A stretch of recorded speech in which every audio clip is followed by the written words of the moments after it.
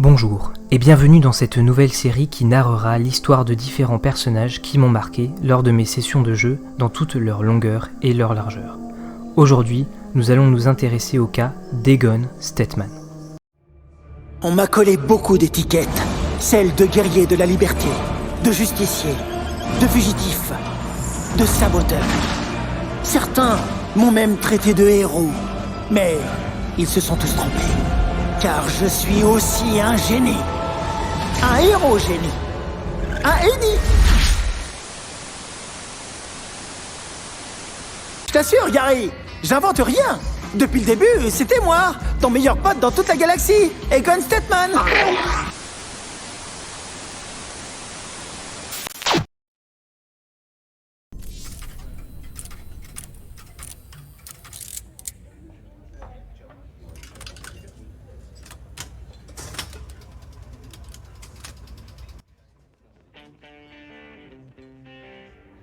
Partie 1.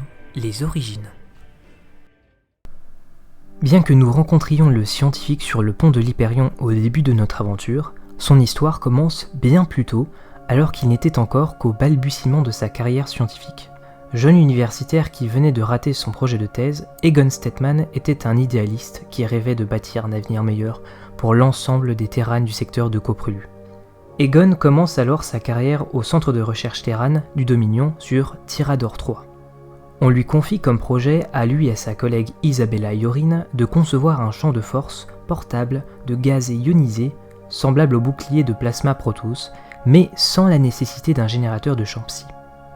Egon est alors persuadé qu'il permettrait l'amélioration de la vie des civils et termine le prototype en à peine quelques mois. Cet exploit lui octroie des habilitations plus élevées qui vont le mener à découvrir que son projet va non pas être employé pour le bien commun, mais dans l'optique de faire la guerre avec le programme militaire Cyborg. Consistant dans des opérations visant à remplacer les organes et les os par des implants cybernétiques sur des prisonniers de Neo Folsom, une prison regroupant l'ensemble des criminels et contestataires du gouvernement. Voyant comment était utilisée sa création, Egon tenta de faire se rebeller les scientifiques, mais échoua, ses collègues étant plus préoccupés par leur carrière que par l'éthique.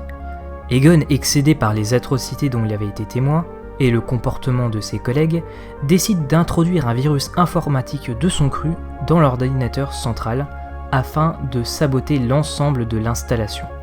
Il profite du chaos découlant de la libération des sujets de test pour s'enfuir avec son prototype. Iorin, son ancienne collègue, tentera de l'arrêter, mais Egon, ne voulant pas la blesser, produira une impulsion électromagnétique à l'aide de son prototype, créant une diversion lui permettant de s'enfuir. Le scientifique en cavale fuira clandestinement Tirador 3 à bord d'un navire marchand pour se terrer au port du Mort, repère de tous les pires criminels du secteur. Il vivra de la vente de ses améliorations technologiques et se fera vite remarquer par des groupes criminels. Ces derniers lui proposèrent de travailler pour eux. Le travail était simple, il lui suffisait d'implanter des appareils géotraçables dans le cerveau de ses clients pour leur compte, afin de pouvoir tracer ceux ayant contracté des dettes envers eux ou étant considérés comme leur propriété. Il refusa évidemment l'offre et finit traqué par ses crapules. Il dut se résoudre à vivre caché dans la périphérie du spatioport dans une décharge. Anéanti, il commençait à perdre tout espoir, quand il fut finalement attrapé par ses poursuivants, bien décidés à l'exécuter sur la place publique pour l'exemple. Dans le même temps, les rebelles de Raynor faisaient leur réapprovisionnement au port du Mort. C'est là que Jim Raynor et Matt Turner, qui passaient par là, assistèrent à la scène et se décidèrent à sauver l'homme qui allait être injustement exécuté. Egon, soulagé de s'en être sorti indemne, raconta son périple au commandant Raynor, qui le prit en sympathie et lui proposa un poste au sein des rebelles en tant que conseiller scientifique en chef. Offre qu'il accepta. C'est là que nous rejoignons les événements de StarCraft 2.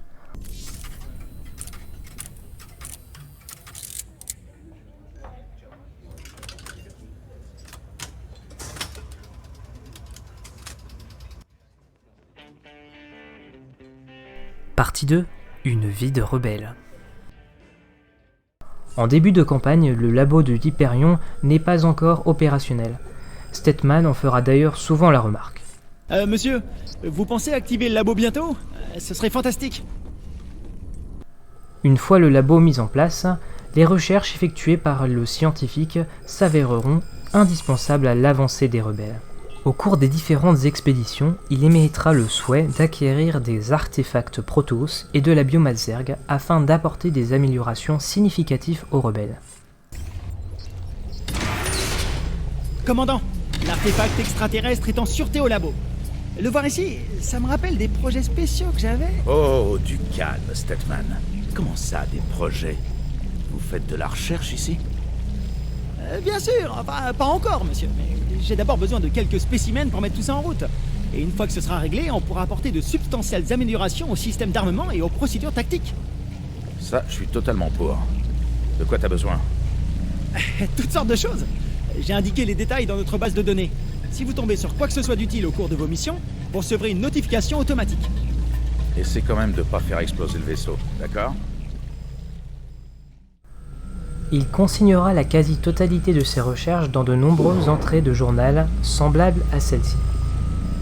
Il est par ailleurs le premier Terran à faire des analyses sur les artefacts Xel'Naga. Commandant, j'ai un peu réfléchi à ces histoires d'artefacts. Vous inquiétez pas, je me suis pas lancé dans une batterie de tests. Enfin, pas directement en tout cas. Accouche, petit. Eh bien, si vous voulez, quand on a connecté la seconde pièce, le champ de confinement ambiant a subi une violente surtension. Si on en ajoute d'autres, on aura besoin de tirer encore plus de puissance du noyau de fusion du vaisseau pour maintenir le champ. Donc les garder à bord, ça coûte cher et c'est risqué. Dans ce cas, plus vite on les aura virés de mon vaisseau, mieux je me porterai. Au cours de la bataille de Char, le jeune scientifique se verra enrôlé dans la mission Dans les entrailles de la bête, en tant que médecin où il démontrera ses capacités à agir hors d'un labo. La vache.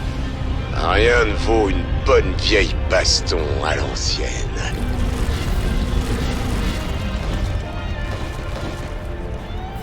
Regardez les cavernes qui s'écroulent. Je suis pas mécontent qu'on en soit débarrassé. Waouh! On en a tué un tas! Maintenant, c'est eux qui vont avoir peur de nous. Enfin, de vous. Très bien. Allons voir comment nos gars se sont débrouillés en notre absence.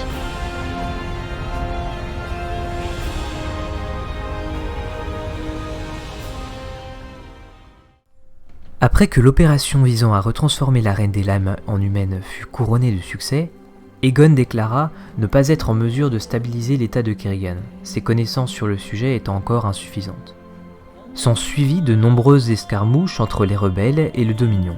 Les rebelles et les forces de Valérian finirent par se poser dans une base de la fondation Mobius nommée Station Spatiale Prometheus.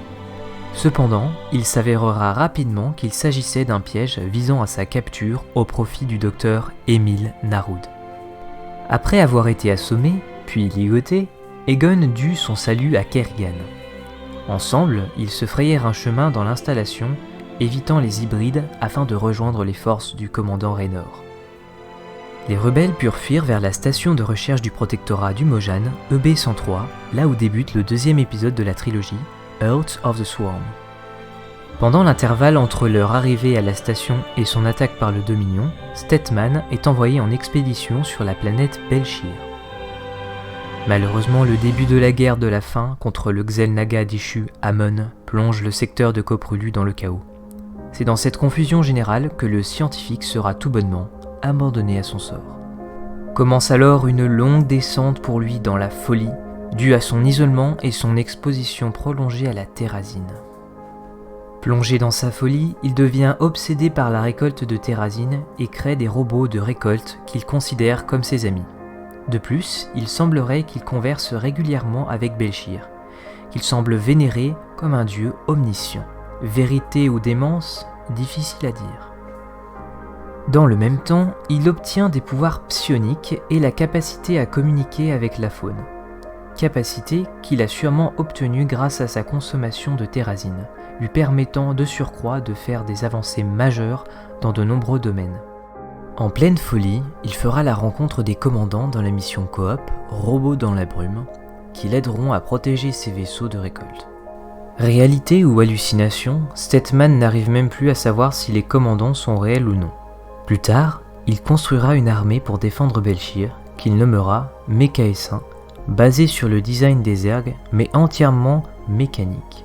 Il créera également l'Egonergy et les stétélites, hybrides entre un pylône de transfert et une tumeur muqueuse, pour renforcer son armée. Il crée également Gary, son meilleur ami, qui n'est autre qu'un vaisseau de récolte amélioré, avec un visage souriant peint sur son châssis, à la manière de Monsieur Wilson dans Seul au monde. Le parallèle entre les deux protagonistes étant d'ailleurs évident.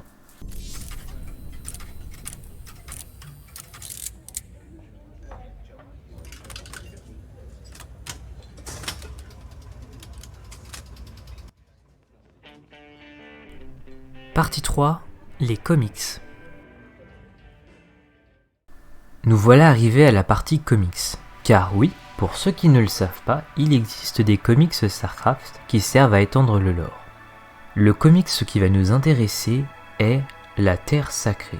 Dans ce comics, nous suivons une petite équipe du Dominion chargée de récupérer le scientifique. J'ai envie de dire, enfin, après tout ce temps. L'équipe se fera vite prendre en chasse par des Taldarines. Ces Protoss s'étaient installés à la surface de la planète pour récupérer la précieuse épice. L'équipage touché s'écrasera finalement sur Belchir.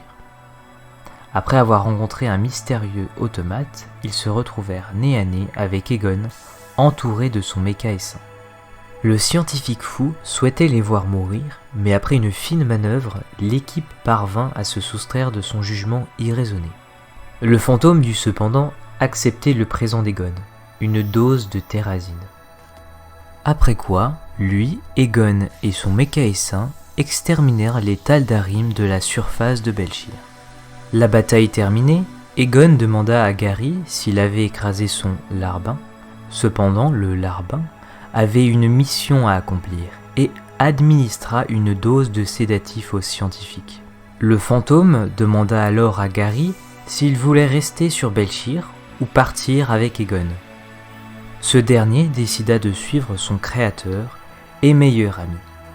Finalement, à la fin, on comprend que le fantôme est tombé sous le joug de Belchir et est maintenant son fidèle serviteur. Il souhaite créer des milliers d'assemblées sur différents mondes avec l'aide du scientifique fou pour la gloire de Belchir l'omnisciente. C'est ainsi que se termine l'histoire de notre personnage. D'un jeune scientifique plein de rêves et d'espoir, Egon Stetmann devint un homme traqué, un rebelle et pour finir un fanatique à l'intelligence supérieure qui n'attend que son heure pour déverser sa folie dans la galaxie. J'espère que cette vidéo vous aura plu. En tout cas, moi, j'ai pris un grand plaisir à la réaliser car elle m'a permis d'en apprendre plus sur ce personnage que j'adore. N'hésitez pas à laisser un commentaire, à vous abonner ou encore à liker ma vidéo si elle vous a plu. Je vous souhaite à toutes et à tous une bonne continuation et je laisse à Stetmann le mot de la fin. C'est déjà fini? Mais je viens de me préparer du popcorn à la terrazine! Pourquoi tu nous as rien dit, Gary?